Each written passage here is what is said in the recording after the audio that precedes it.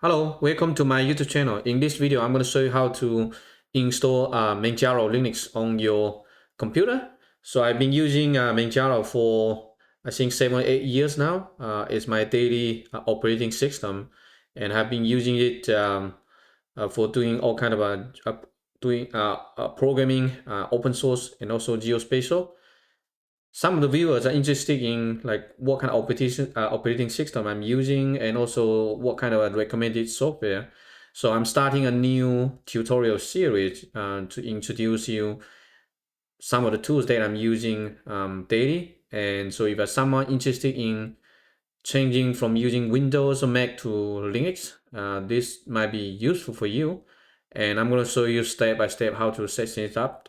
So you see here right now, I'm on Manjaro Linux, but I'm going to remote desktop my Windows computer, and I'm going to show you how to set things up. So it depends on which way you want to go. You can install Manjaro Linux, replacing your Windows operating system, or you can install them side by side, or you can also try it out using a virtual machine and see if you like it before you switch to Linux. And so in this video, I'll show you how to set it up on using a virtual machine. So first, you need to download the operating system. So if you go to the manjaro.org website and click the download button, from here you can select different Linux desktop environments. So the one that I'm using is KDE Plasma, but there are also other popular one here, XFCE and also GNOME and some others. I've tried some of those. I think the KDE has the richest functionality and has a lot of built-in features and makes it really easy to use. And after you finish installation, you're pretty much ready to go. And so the reason why I like Manjaro is it's very easy to get started, and also it's built on top of Arch Linux, and it has a huge software repository that it has all kind of packages that you need. I really have to go online to source and download software. All I need is just a command line, and you can install all kind of software that you need from the official repository. You also can install from the user repository, and it's very powerful. It's going to make your life so much easier if you are someone that like doing a lot of automation. So next, let's see how you're going to install it. Again, click the download button, and then you will pull out and download the ISO. So depends on your internet speed. This might take a couple minutes. Once you're done, next you need to decide how you're going to install. If you want to burn the ISO into a USB drive so they can install it on a physical computer, then I recommend this Balena Etcher software that allows you to basically convert the ISO into a USB. And so I actually already installed it. Let me show you here, etcser. Oh, I need to install it. So let me go here on my downloads directory. So I already installed. So you can double click. So all the links will be in the video description below. You can click the link and download the software if you need it.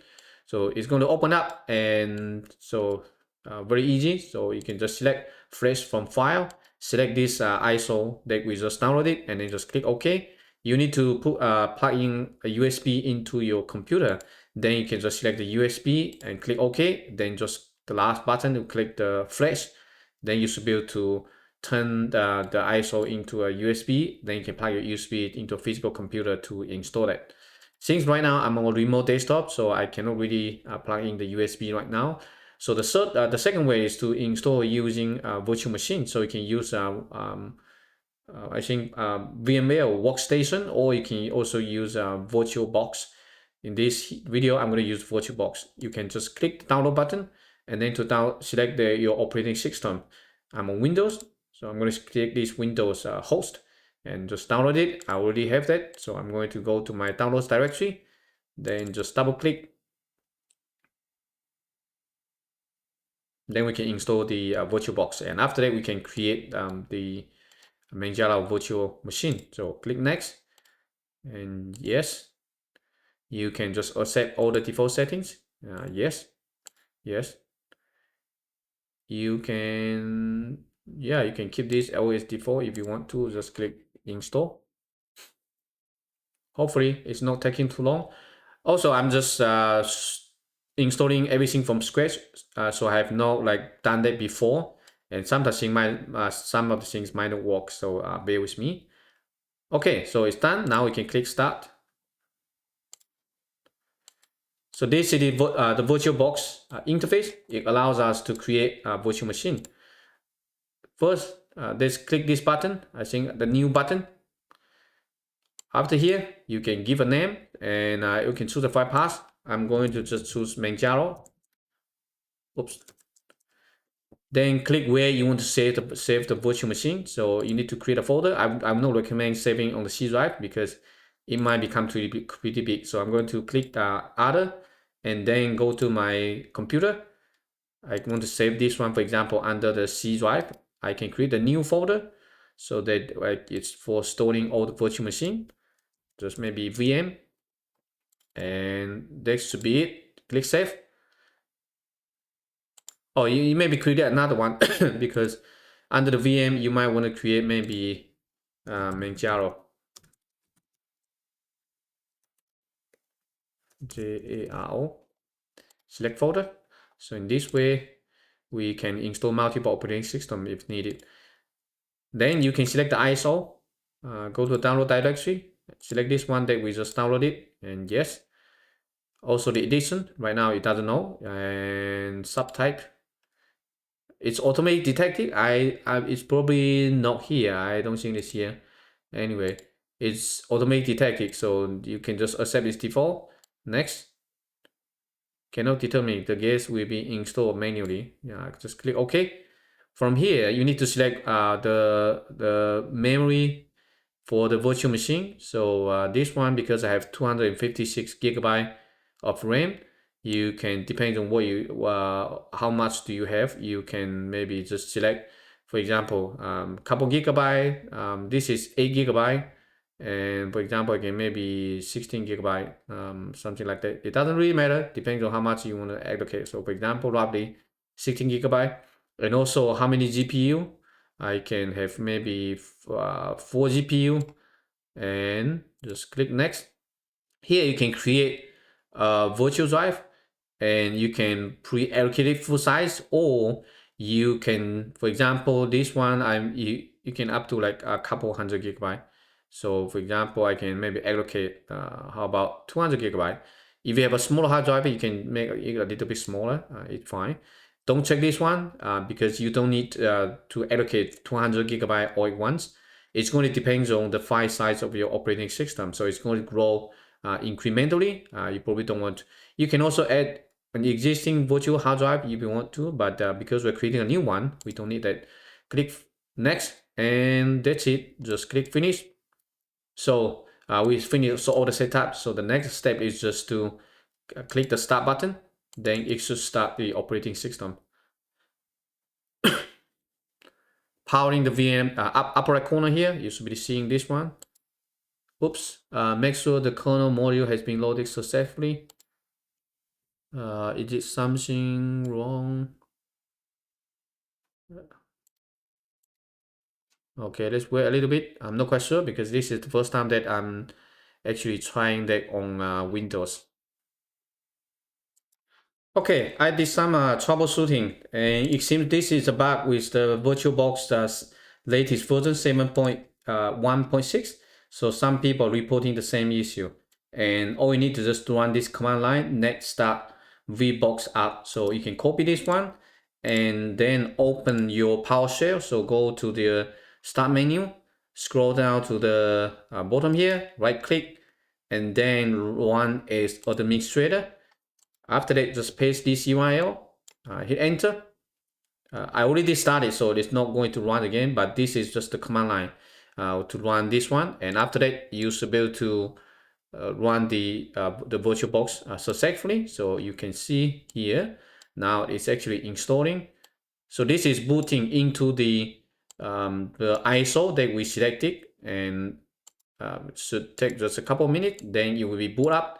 After that, we can select to install the operating system. Right now, it's just like you put in a DVD the operating system into the computer, and it's going to boot up using that DVD. So okay, it's done. And let me zoom in here. You can see this is the pop-up screen. Just click this button, launch installer. Then we can start installing that into the virtual machine. So this is Linux 24.2.1, and just click next. Depends on where you are. So I'm in the US. I'm going to select just this time zone. Everything it should be automatically detected. Depends on your time zone and also the time that you have. Okay, I'm going to click next. From here, right now, this will be just the VirtualBox. So I have over 200 gigabyte.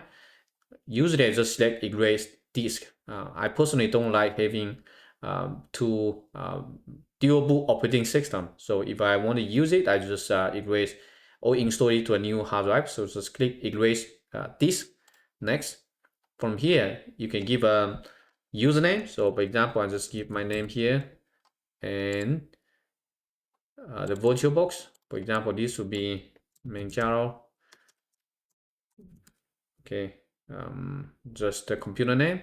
Then you can give a password. You can also automatically log in because I'm using a virtual machine, so it's okay to use the automatic login and also use the same password for the admin account. And from here, you can just enter a password. Make sure that they are the same. All right. After that, click next. From here, you can install which office you want. You can just select whichever you like. I'm going to select this LibreOffice by default. Next. Okay, install now, and that's it. So it's pretty easy to set up. This might take a couple minutes. It should be less than 5 minutes, I guess. So we come back once it's done. After 7 minutes, now the installation has completed, and you can click this restart now button. Done. Then it should restart in a couple minutes. Okay, so it's restarted, but because I still have the USB plug-in, so it's still going to boot into the USB. We can maybe just swap off this one and then remove the USB, remove the ISO so that it's not trying to install again. Or we can wait until this one's finished, then we can swap off the computer from the interface. Okay, it has boot into the system. So let me turn on this one and then shut down. Shut down now. So this is the ISO. So basically the installation disk. After that, go to settings. Then there should be I think it's under the storage. So from here, because previously we have this ISO, you should just remove attachment. Or not the optical drive. Oh yeah, the optical drive. So we can just remove attachment. You will not be install any optical drive or install the gas without it remove. Okay, and then just click OK. After that, now we can reboot the Manjaro Linux. Hopefully it works and it should be up and running in a couple minutes. All right, it has booked into the system. So this is what it looks like. This one is the welcome window. We don't really need that every time. You can click launch, uncheck this launch at start, so it will not show you once again. On the lower left corner here, this will be kind of similar to the Windows start menu. You can see different built-in software that install along with the operating system, including the LibreOffice that we selected earlier, and also some system settings. You might want to check, for example, click the Manjaro setting managers, and this one allows you to check, for example, the kernel version, and also if you have any hardware, you can install GPU. So right now we are running on the kernel 6.12. You might want to install to the latest version. So after you finish the installation, usually you can just update this one just to get to the latest version so that you don't need to update it later. This one usually is being released, I think, every half a year. So you can always get to the latest Linux kernel. I'm going to click yes, and then you need to enter your password. So this might take a couple seconds to finish all the installation. Also, lower right corner here, you will be able to see the how many software available. So this is one nice thing about Manjaro Linux is that it's a rolling release, so you can always get the latest kernel and also all the software. You can double click this one to open it up, or you can also click this button here, add and remove software. Once you are this one is open, you can check this, click this updates tab. You can scroll down, you will see all the software that the version, the red color means the current one installed on your operating system. The one on the right means what's going to be updated. And also at the bottom here shows you the total download size. And so all these packages are coming from the official Manjaro software repository.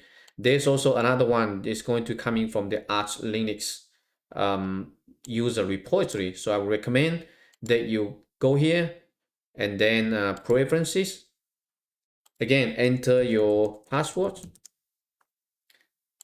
Under the third party tab, click enable AUR support. So if you check this one, and then also maybe check for update. Once you check this too, that means it will allow us to install third-party libraries, software from the AUR Arch Linux repository, and that one is the most comprehensive, the largest repository. So you never really, you really need to go online, open your browser to software.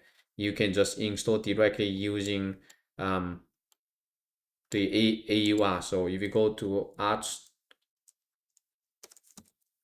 Linux, if you Google it and go to the AUR here, so this is basically the software repository.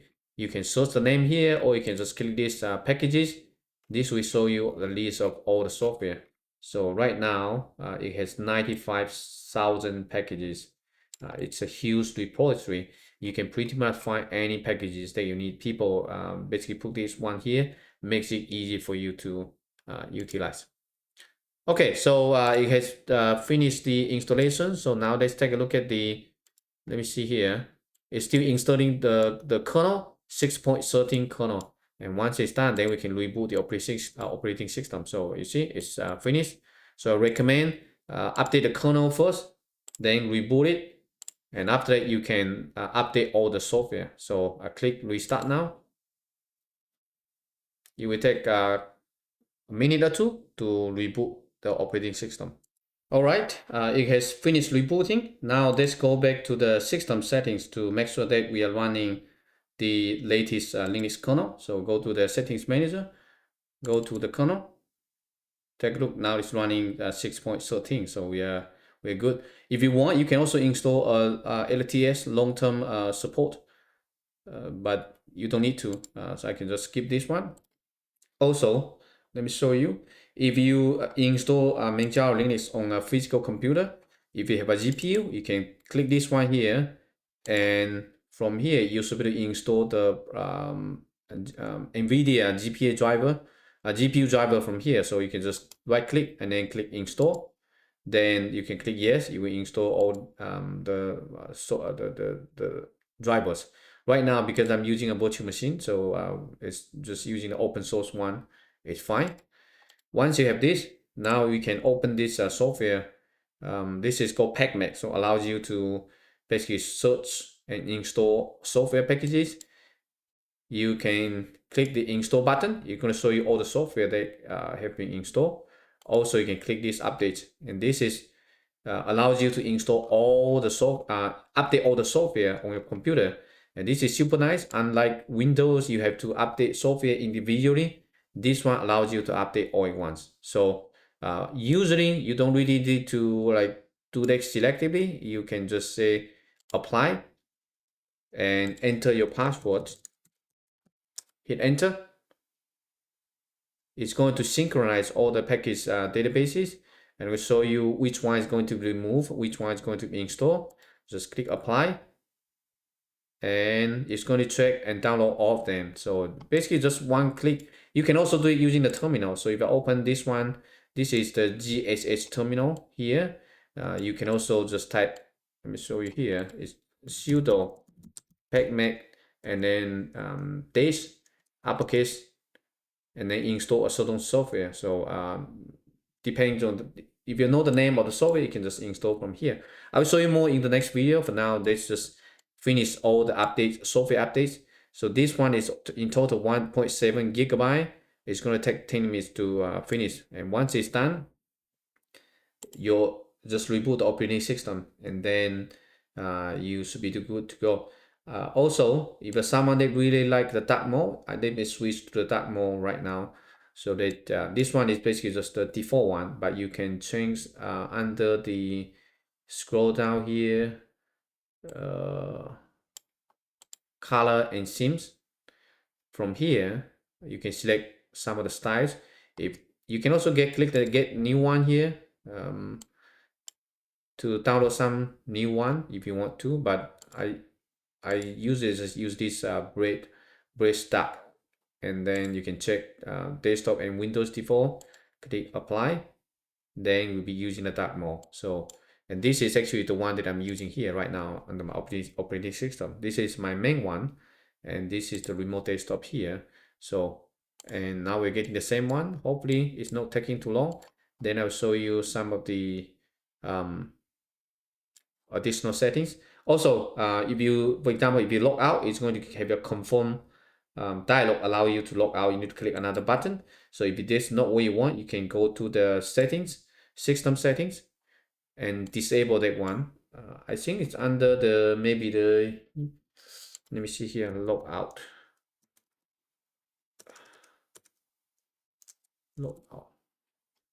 Log out this one here.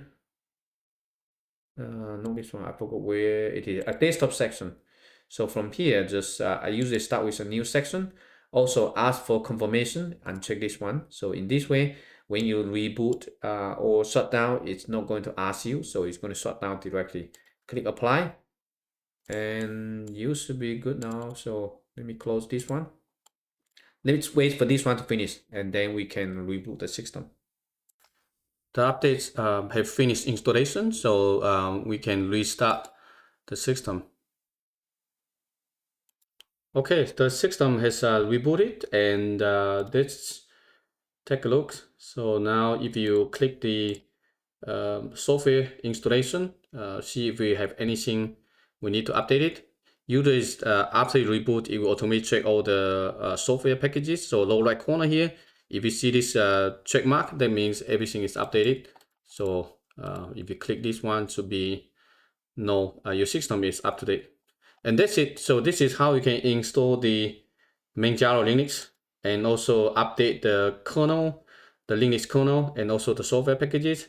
So in the next video, I'm going to show you how to, for example, to backup and restore your operating system and how you can clean up the system. Okay, so I hope you find it useful and looking forward to show you more about Manjaro Linux in the next tutorial.